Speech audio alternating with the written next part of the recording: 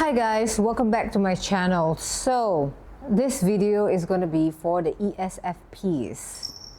This is, if you guys hear all the jingling bells in the background, it's because my cats are running a marathon, or at least chasing each other. Okay, so ESFPs, what this series is about, why you are struggling and how to fix it. So I've dedicated a whole series in a playlist. For each MBTI type, I've picked out their top 3 struggles or why they're stuck and how to overcome it. I think this is something that is quite essential and not often talked about in the community or the space. It's all about finding out what your type is and what you do, and instead of focusing on your strengths and why are you the way that you are, people should be focusing on the fact that knowing this is to help you to become better. Knowing this is to help you to be conscious of your unconscious. And therefore, this series. So for ESFPs, you are the of the room, the spark of the room, similarly to ENTPs, where instead of focusing on the more intellectual side where you focus on debating with people, stimulating people intellectually, for ESFPs, you make everyone feel amazing. You make people feel seen. You are spontaneous. You really add the sparkle to the party. You are life of the party, essentially. But what most people don't see is what you struggle with underneath all of this surface socializing and energy that you have. So often you are chasing joy, but you actually feel very empty on the inside. You do care deeply, but people assume that you are just all about fun and moments instead of things that actually matters. The reason number one that why you are stuck is because you often chase moments and not meanings, or at least you don't know the meaning to your moments. So why is this ESFP live in the now? Because of the extroverted sensing hero function. They're all about the concrete, what's happening now, and you follow the vibe. And vibe can change, and that's why you change all the time. And you're chasing moments and you wonder why there's no meaning to life. The truth is you struggle with long-term direction.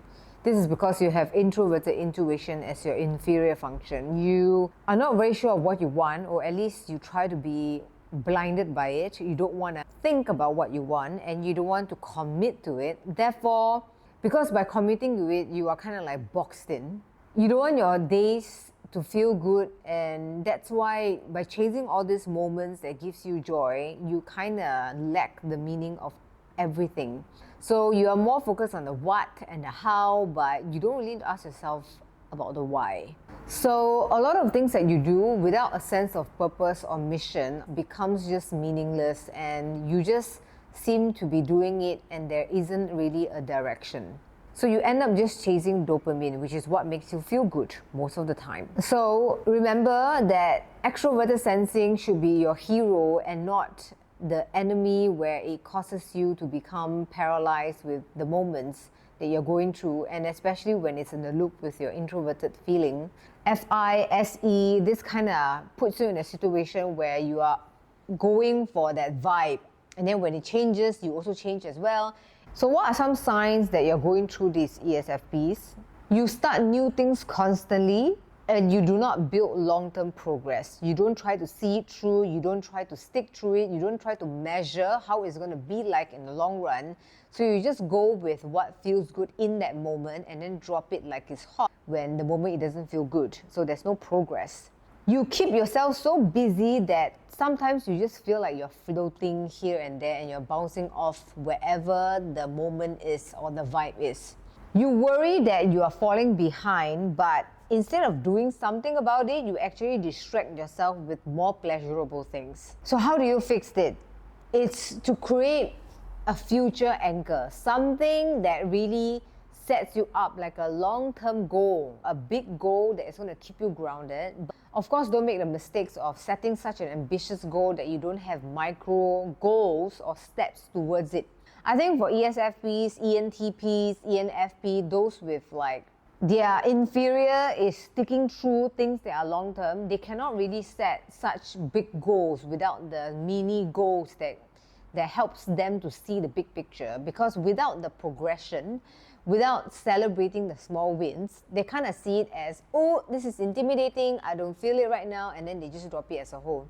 And the second tip is that when you're doing something, really sit down and reflect about why this is aligning to your values, to who you want to be, to your identity, what you believe in, because often this is what keeps ESFPs from bouncing off all over the place, because they don't know the why of them being in that situation.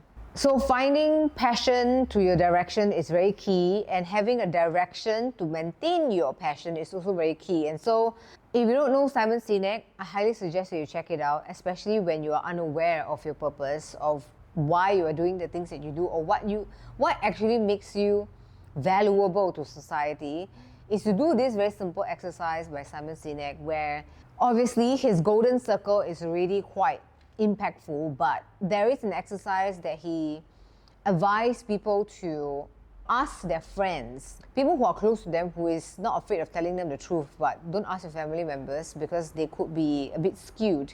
But it's ask your close friends, your best friends, right? Why are you guys friends? You will ask to the point that they become very annoyed with you, because they are like, we're friends because, you know, we have the same vibe, or you help me out. Eventually, when they stop describing you, they will start describing about how they feel about you. So it's like, you make me feel seen, you make me feel understood, you make me feel like I could do anything. So when they start describing things like that, when they get agitated with that question, most friends would be like, why are you asking me this question? It's such a silly question. But when you do that, that's when Simon Sinek says you will be able to find your purpose. What is that resource, or what is that? Why are you serving people the way that you do, your purpose in life? And then the reason number 2 is you perform confidence, but you struggle with self-worth. So ESFPs, you appear confident, carefree, magnetic, you are extremely attractive to a lot of people, you get all this attention on you and you make people feel good. But the hard truth is, a lot of what looks like confidence is actually a performance. Because you're constantly giving energy, giving good vibes to people, wanting people to feel a certain way, deep down inside, you actually want to get that in return, but you not necessarily get that all the time, or not at all. And especially when people don't respond the way that you hoped, it hits you harder than you let on. This is also because if you look at your shadow function for ESFPs, you have extroverted feeling in your critique, which means that you're very critical about how other people feel about you. So if you don't vocalize your FI, introverted feeling, your second function, parent function, typically FI is not something that you would vocalize.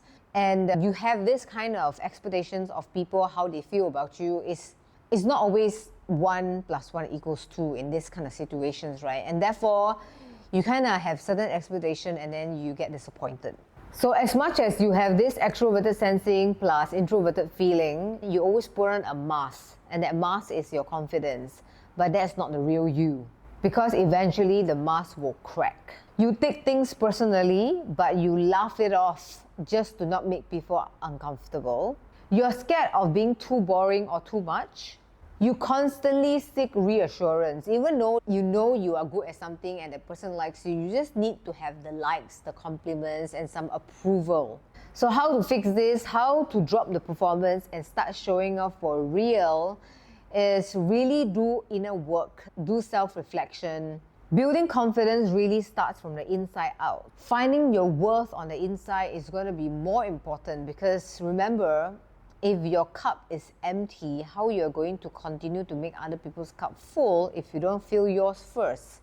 I think for ESFPs, go check out Insight Timer, a lot of meditation app, journaling prompt and guide that will help you to do the inner work about building your own self-worth, affirmations, and start nurturing it from within. Then you will see how you will not be chained by external validation and approval, but that you should be appearing confident because you deep down feel like you are confident. So ask yourself this question, ESFPs, everything that you do. Am I doing this because it feels true to me, or am I doing this because I want approval? Reason number 3 is you avoid stillness. And I often don't say this to a lot of the MBTI type, but for ESFPs, I think stillness is where your growth lies. It's not about action, moments, and vibe. For the more introverted types, I would definitely get them to take more action. But for ESFPs particularly, because you're always in motion, you're always busy and always on, here's the truth. You use activity to outrun reflection. And this is so detrimental to you because, again, linking back to reason number 2, you don't know where's your self-worth, you lack self-worth. It's because you don't do enough inner work.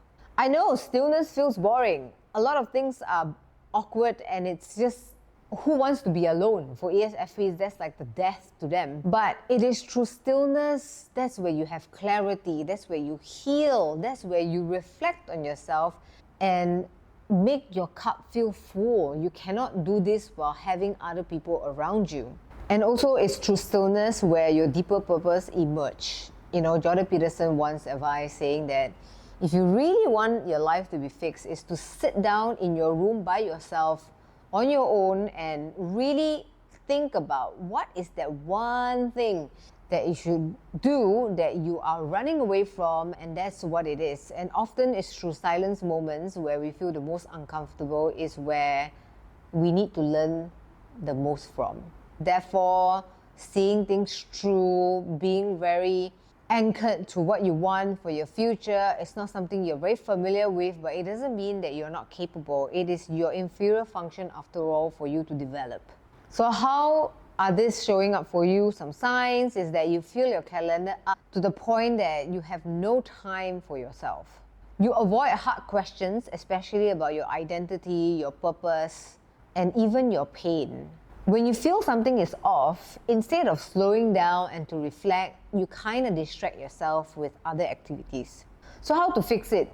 Well, find a quiet place. It's easier said than done, but it is the most practical thing for you to do. It doesn't take 1 hour, sometimes 5 minutes, 10 minutes of alone time, breath work, being alone. A lot of clarity will surface, and just asking yourself those inner work questions can already rewire your thinking in many ways. So I think a key question that you can ask yourself, ESFPs, is what are you avoiding by staying busy? You're really not meant to run all the time. Your energy is a gift. Your presence is magnetic, and wow, your joy is real. So if you want that to be something that is worth, that is sustainable, your inner work comes first. So a lot of times people think that you are the life of the party, but you don't feel alive at all. And so what's the point? So if you want your surface level to sustain the way it is, the deeper parts of you needs to be of substance. It needs to be of solid foundation too. So one final thing is kind of sad, but I think this is the truth that ESFPs needs to hear. You don't need love coming from entertainment. You just need to be fully you. So having the side of you that is not so fun, that is a little bit more secluded, that is not always so jovial all the time, is not a bad thing. You're human after all. So you cannot be the energy for everybody else just because you feel like it is your job. But people need to see the real you too, and the sustainable you, which is the most important. Anyways, guys, ESFPs, let me know if this hits home. Let me know in the comments below. How does this show up for you? Any stucks that you have, and you've overcome it in a different way. Thank you guys for watching, and I'll see you in the next video. Bye.